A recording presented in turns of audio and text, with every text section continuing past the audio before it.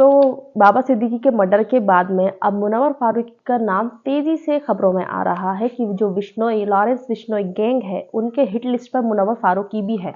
सलमान खान का नाम तो काफ़ी टाइम से आ रहा था और अभी भी आ रहा है। अब मुनव्वर फारूकी भी उसमें ऐड हो गए हैं उस लिस्ट में। और महाराष्ट्र सरकार इस चीज़ पे क्या एक्शन ले रही है, चलिए मैं आपको बता देती हूँ। Hello everybody, welcome back to my YouTube channel. This is me your host and दोस्त नशा मिर्जा। जैसे कि आपको पता होगा कि सितंबर में सलमान खान के घर पे जुलाई में उनके घर पर फायरिंग हुई थी गैलेक्सी अपार्टमेंट पर।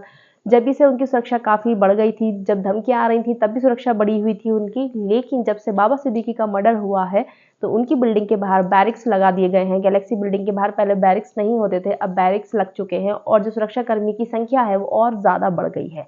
अब मुनव्वर फारूकी को इस चीज़ में क्यों घसीटा जा रहा है? लॉरेंस बिश्नोई का जो गैंग है उसका कहना है कि मुनव्वर फारूकी ने हमारे देवी देवताओं का, हिंदू देवी देवताओं का मजाक उड़ाया था, इसके लिए हम उसको मारना चाहते हैं। सबसे पहले मैं क्लियर कर दूं, जो मुनव्वर फारूकी से ये गलती हुई थी उसके लिए उनको सज़ा मिल चुकी है। 41 डेज़ के लिए वो जेल में रहकर आ चुके हैं। कानूनन कार्रवाई हुई थी उनके ऊपर और उन्होंने जेल से आने के बाद पर्सनली माफ़ी भी मांगी थी इस चीज़ के लिए कि हाँ मुझसे गलती हुई है, और वो इस चीज़ को आज भी रिग्रेट करते हैं। हमेशा उन्हें शोज़ में देखा गया है, इंटरव्यूज़ में जब भी अगर इस टॉपिक पर बात आई है तो उन्होंने हमेशा माफ़ी मांगी है। ये चीज़ तो कानूनन क्लियर भी हो चुकी है। लेकिन जो गैंग है वो अपना दबदबा बिठाने के लिए किसी हद तक भी जाने को तैयार है, सबके जान बान भी ले रहा है। जैसे कि बाबा सिद्दीकी की ले रही है, सिद्धू मूसेवाले की जान ले चुके हैं ये लोग कहते हैं, मतलब जो न्यूज़ की खबरों के मुताबिक जो सुनने को हमें मिलता है। अब बात आई है मुनव्वर फारूकी की। मुनव्वर फारूकी के पर पहले भी हमला हो सकता था। मुनव्वर बाल बचकर आए हैं। जिस फ्लाइट में मुनव्वर फारूकी मुंबई से दिल्ली जा रहे थे अपने क्रिकेट के लिए, उसी फ्लाइट में 2 लोग उनकी रैकी कर रहे थे।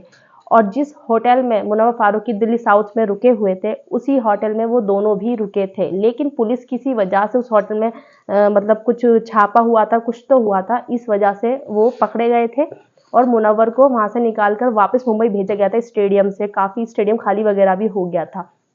तो मुनव्वर को भी लगातार खतरे की संभावना जो है वो मंडरा रही है उनके ऊपर। लेकिन महाराष्ट्र सरकार ने तब से उनको कोई सिक्योरिटी प्रोवाइड नहीं करी। जब से बाबा सिद्दीकी की मर्डर का हुआ है, अब जाकर महाराष्ट्र सरकार उनके लिए सिक्योरिटी प्रोवाइड करने को बोल रही है कि मुनव्वर फारूकी को भी सिक्योरिटी देनी पड़ेगी। ये लोग पहले से क्यों अलर्ट नहीं होते हैं? जब इतना बड़ा हादसा आपके आंखों के सामने हो चुका है और जो मुनव्वर के साथ 2 चीज़ें, इतनी बड़ी बड़ी घटनाएं घट सकती हैं, उसकी ज़िंदगी थी वो बच गया। अब वो लोग तो कुछ भी कर सकते थे होटल में भी और फ्लाइट में भी। जो मारने वाले उनको तो फिर कोई फर्क ही नहीं पड़ता ना कि आप फ्लाइट में हो, आप कहाँ पर हो, वो तो कुछ भी करेंगे। अब जैसे कि बाबा सिद्दीकी के मामले में आप देख लीजिए, बाबा सिद्दीकी को गोली लगी है, उनके कार्यकर्ता को भी गोली लगी है उसके पैर में, लेकिन वो ठीक है। ये सरकार जब कुछ हो जाएगा पता नहीं तभी क्यों चलते हैं ये आगे। पहले से इनकी जो चीज़ें हैं, पहले से जो इनकी एजेंसीज हैं वो काम क्यों नहीं करती हैं? ये कहीं ना कहीं सिस्टम का फेलियर रहेगा। अगर किसी को कुछ हो रहा है तो ये कहीं ना कहीं सिस्टम का ही फेलियर है। तो आप क्या कुछ कहना चाहेंगे मुनव्वर फारूकी के बारे में? कमेंट बॉक्स में ज़रूर बताना। वीडियो अच्छी लगे तो like share subscribe and hit the bell icon.